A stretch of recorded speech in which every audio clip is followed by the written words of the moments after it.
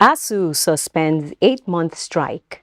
Court of Appeal sitting in Abuja discharges Nnamdi Kanu, leader of the proscribed indigenous people of Biafra. Welcome to News Panorama. I'm Naja Atutejani. Details next.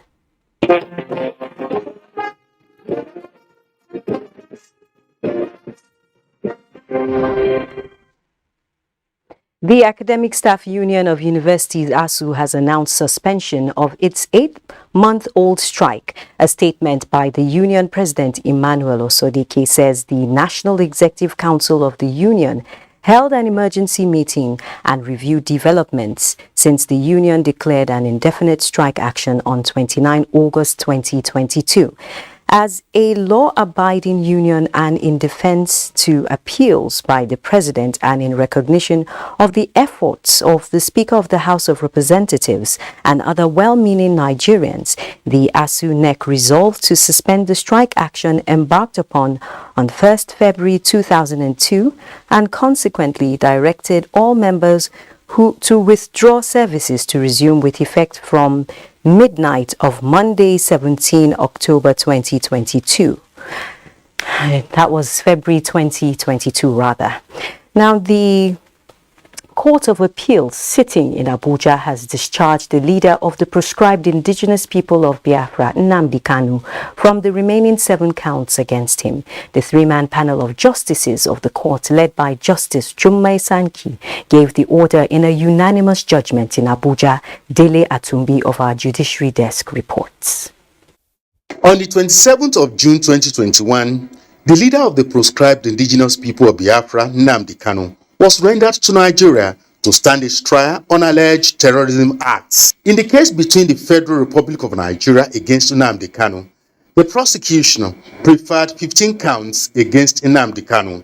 In the preliminary objection by the defendant at the trial court, the Federal High Court sitting in Abuja quashed 8 counts and sustained 7 counts for trial. The appellant counsel in the matter, Mike Ozokome, SAN, generated 5 issues for determination. In the appeal, the appellate court, in a unanimous judgment by the 3-man panel of justices led by Justice Jummai Sanki, determined issues 1 and 4 in favor of the appellant.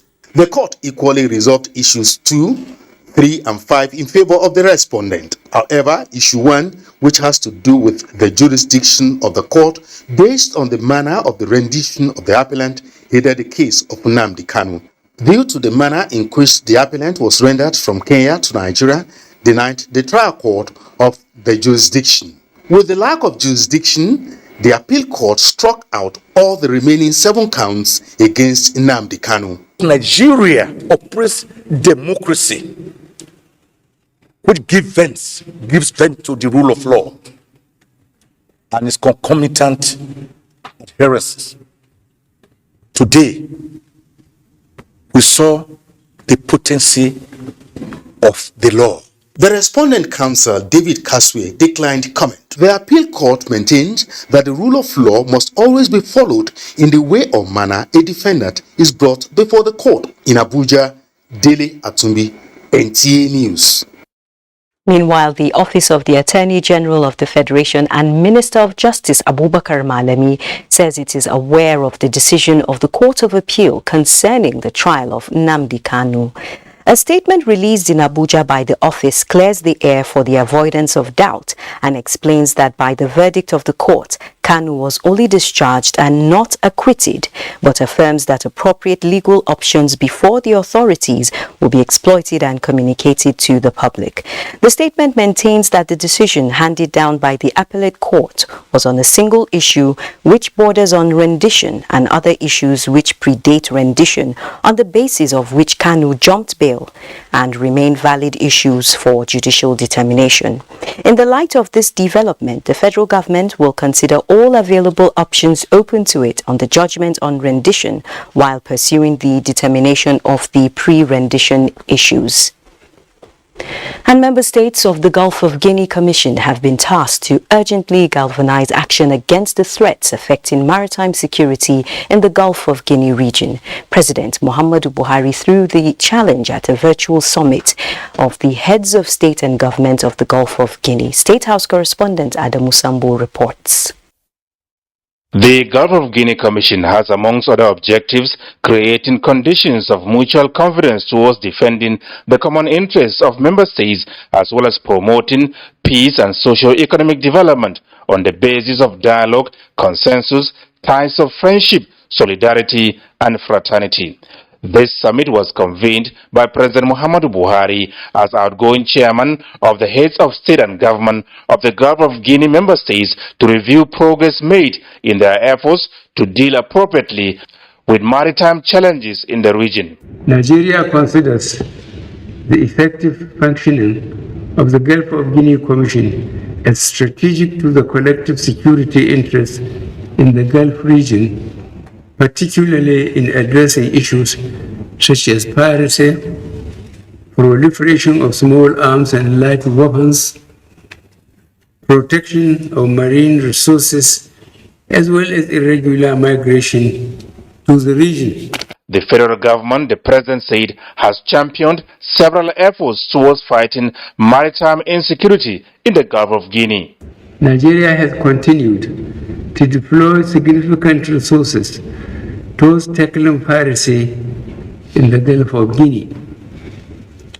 Through the Deep Blue Project in June 2021, the government of Nigeria unveiled $195 million United States dollars worth of boats, vehicles, and aircraft to spearhead the country's fight against piracy in the Gulf of Guinea. President Buhari, however, identified the COVID-19 pandemic and its attendant negative impact on the activities of the Gulf of Guinea Commission, as well as inadequate cash flow as major challenges that confronted efforts at fighting maritime insecurity in 2020 and early 2021.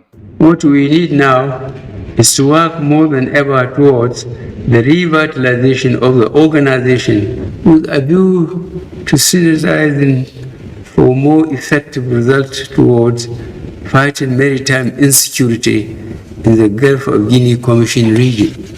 The president told participants that the summit will be the last he will be attending as head of state, but made a case for member states to remit their outstanding annual contributions to the Gulf of Guinea Commission Secretariat to assist the Commission in fulfilling its mandate.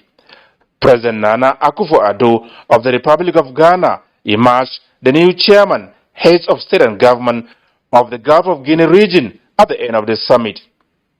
From the State House, Adamu Sambu, NTA News. The Senate is asking the Nigeria Center for Disease Control, NCDC, to always respect the principle of federal character in its recruitment process. This was when the Senate Committee on Primary Health Care visited the agency as part of its oversight. National Assembly correspondent Mobolaji Moribirin reports. The visit is to take stock of major activities of the center. The Director General of the NCDC gave an overview of the agency's performance in the period under review, ranging from budget allocation, releases and expenditure profiles. 2022, the amount appropriated is as shown, 1.7565940.789 billion. And 100% of the amounts released has been expended. Procurement of pharmaceutical medicines. This external assistance for supplies, do they have any relationship with this particular project title? Partners are very reluctant to provide things like that because they think it's government's responsibility. Your recruitment policy have shown flagrant abuse of the Constitution of the Federal Republic of Nigeria. We already recognize this internally and have that in mind. So when the time comes, we should do better. The oversight is in preparation for the 2023 budget defense as the National Assembly. In Abuja, Mobolaji, Moribiri, NTA News. Meanwhile, the House of Representatives at a public hearing on basic education says amending the Universal Basic Education Act has become necessary, going by lack of accountability by some states in the implementation of the policy. Correspondent Lami Ali reports. The engagement with stakeholders from various agencies saddled with the responsibility of meeting the needs of basic education in Nigeria provided a platform to speak to the issues affecting the scheme in some states of the Federation. UBEC has built fantastic structures in some states that have been abandoned. There's one in my state, 14 buildings, rats, rain, fire. It was handed over to the state governor over 5 years ago. There's one in Kogi also. So there has to be, we have tried to amend the UBEC law now on how to take back those facilities if they are not put into use within 6 months of handover. The bill seeking establishment of a commission for secondary education is among those that got stakeholder input as the public hearing. Tertiary education has a parent being TET fund, but senior secondary education has always been an orphan, which is why we think that this Senior Secondary Education Commission is long overdue. Another area of attention which the committee is working at amending is the Act on Vocational Education. We already, realize the importance of vocational training, In fact, even the National Policy on Education does not make it compulsory for every child moving from primary to go to junior secondary school. No. The lawmakers stress that there has to be a turnaround of policy direction and targets at all levels for Nigeria to achieve aspirations. From the National Assembly, Lami Ali, NTA News. This is News Panorama on NTA. Stay tuned for more reports after this timeout. The vaccine offers hope for a safe country free of coronavirus. I urge all state governments, traditional and religious leaders to take the lead in the mobilization effort within their environment and spheres of influence. I similarly urge all eligible Nigerians to present themselves and be vaccinated in accordance with the order of priority already mapped out at the various authorized designated centers only.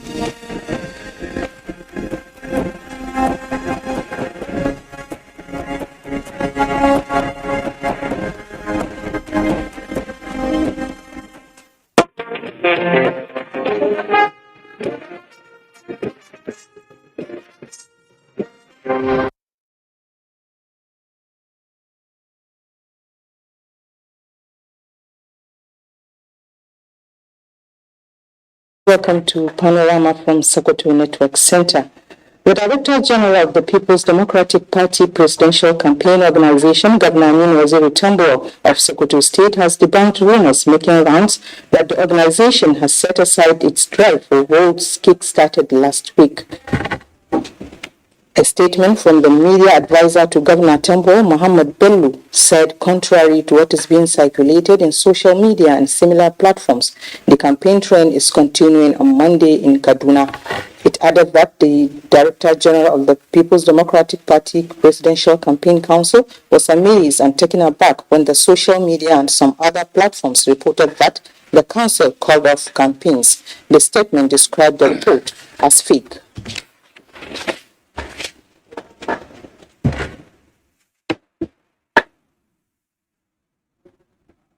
Sokoto State Police Command has urged politicians not to support thuggery in the interest of Franco-free electioneering campaigns on 2023 elections. This came to fore at an engagement between the State Police Command and heads of media organizations in Sokoto State. Sheikh Muhammad Datti reports. The engagement brought together heads of security agencies, electronics, and print media in Sokoto State. The aim is to discuss improvement in security before, during, and after elections. He said security operatives will work together with the National Broadcasting Commission to ensure sanity in what media houses broadcast. Hosseini maintained that similar interface was conducted with some selected social media influencers towards checking the spread of fake news. Carrying weapon during electioneering campaign is an offense that is punishable under the law. And the police will not hesitate to arrest anybody found wielding weapon during campaign. Media organizations said they have been working in accordance with the guidelines provided by NBC on political coverage and assured of working harmoniously with security operatives. In Sokoto, Shehu Muhammadati, NTA News. And now to our discussion segment, which is on youth candidacy in 2023 elections in Nigeria. And I have with me in the studio Dr. Mansour Isa Buhari from Usman Danfodio University. Sokoto, Doctor, you're welcome to Panorama this afternoon. After the signing of the Not Too Young to Run bill, which reduced the age requirement to promote youth inclusion in politics, there was massive increase in the interest of youths who ran for various positions across the board in the 2019 general elections. Now elections are here again. So what is the situation? Well, thank you. The situation of youth participation in politics in Nigeria generally is, we can say, particularly in elective offices, it's not encouraging because political parties have, in quote, connived to push young people out of participating directly in elective positions. If you observe a report recently released by Yaga Africa, in 2019 election, participation was above, I think, 34%. In 2023, it is 28 point something percent, which is some digits down. And this is worrisome to young people. And many factors are responsible for that. Of course, there could be problems with the youth themselves. Maybe they are not willing to participate because of some reasons, part of which could be lack of satisfaction with the way politics is conducted in Nigeria by political parties, particularly bigger political parties. Of course, there are smaller political parties that have given chances to young people, but in Nigerian politics, the terrain is dominated by some giants, and if you are not in that cycle, you cannot have any relevance. Of course, some other factors may include also lack of internal democracy among political parties. It's like people with the big bags will always have their way, and young people, you know, they are upcoming. They don't have the economic strength, the financial strength to, or the financial muscle to engage in this political ring. And of course, the parties themselves, the excessive amount paid to get even the nomination form is also another problem, because when you have young struggling man or woman trying to participate in politics and he has to get 100 million naira to purchase the nomination form, and he doesn't even have the guarantee that he will, for example, for the president and some other offices. So these are some of the things that have, I think, discouraged young people from participating actively in elective positions. But of course, young people participate in politics, but they are only used, and after elections, they are dumped by politicians. And we wait until election period before they are invited to come and participate in politics again. Okay, there is a decline in youth's candidacy from the 2019 records, which was 34%, and now it's 28.6%, especially at the state level than executive or national assembly seats. What could be responsible for this? I mentioned some of the reasons. Dominance by bigger political parties. They just see youth, like I always say, they see young people as just what I call an almighty formula for balancing their political equations. And after politics, after elections, these young people are forgotten and they are only invited to come and participate. They are not given chances. Of course, some parties have tried in giving young people positions. I think the party with the highest number of youth participation is, if I get it right, the ADC, which is, you know, we cannot classify as one of the biggest political parties we have in Nigeria.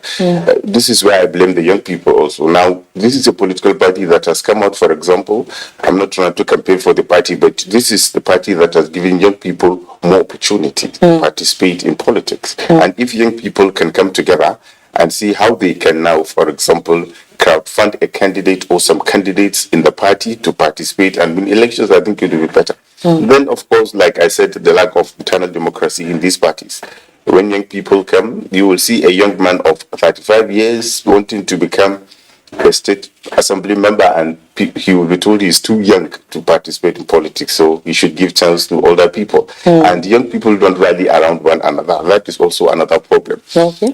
Young men and women, of course, we have to talk about women of themselves too. So this kind of political discrimination by bigger political parties sometimes is supported by young people and women who don't do anything to make sure that their voices are heard.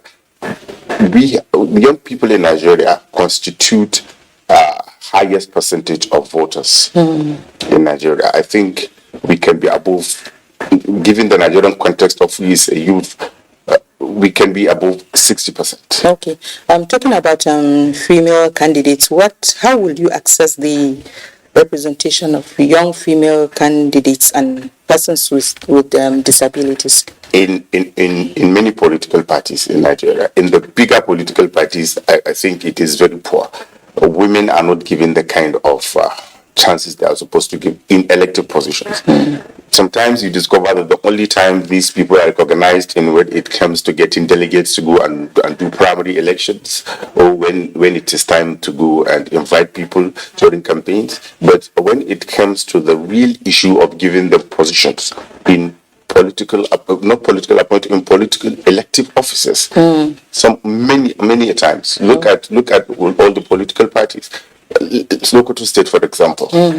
I don't see any party giving House of Assembly membership to any woman or person with disability, for example, in Sokoto State. And we have issues that affect women and these people that are supposed to be given attention in our houses of assembly. Look at GBV, what do you call it? Gender-based violence bill Severa. A man will stand in for women to make laws that will prevent them from, for example, women. So these are issues that we have to look at. And I think in the spirit of fairness, there has to be some law in Nigeria that will mandate parties. I don't know if that is that law. It is not respected by political parties, but I think there should be a particular percentage to women and people with disability, particularly, so that they will have representation, particularly in our houses of assembly and in our national assemblies. Okay, Doctor, just briefly, what is the way forward? The way forward is, for example, first, young people should change their mindset towards politics. They should not allow themselves to be used only as political thugs. After election, they find their way. Of course, political parties also have to know the importance of including young people and women and people with disability in elected positions. That is inclusion we are talking about. And of course, the economic aspect of politics has to be reviewed by the constitution, because this is the way people are eliminated out of politics. When you peg a price that you know that majority of the people who are stakeholders cannot afford, of course you are indirectly removing people out of the political space. But if there is a law that regulates what should be done in terms of selling forms and other primaries, things to do with primary elections, I think it will reduce all the problems. Okay, Doctor, we have to cut it here. We thank you so much for having time to be on Panorama this afternoon. Next is Sports Update with Lanre Belly.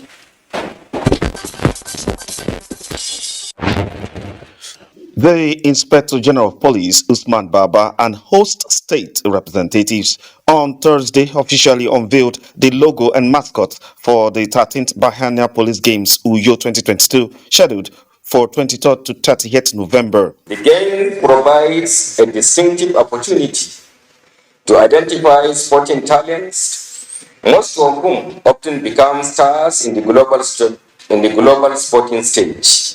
No fewer than 6,000 police athletes will compete for medals in over 32 sporting events.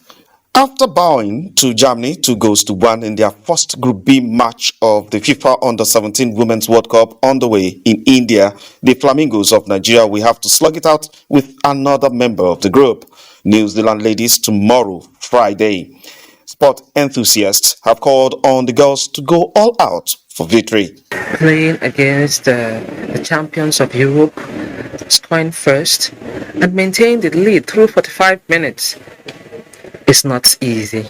Against New Zealand tomorrow, I see our girls winning, and winning with more goals. Still on football, the Super Falcons of Nigeria moved up a step in the latest FIFA ranking. Super Falcons are now ranked 45th in the world as against 46th, and still number 1 in the continent of Africa. At the heels of the Super Falcons is the South African ladies Bayana, while Cameroon came third. In the world, USA is the top team, followed by Sweden. Germany is in third, while England is fourth. With sports update, Larry Bileyi, NTA News.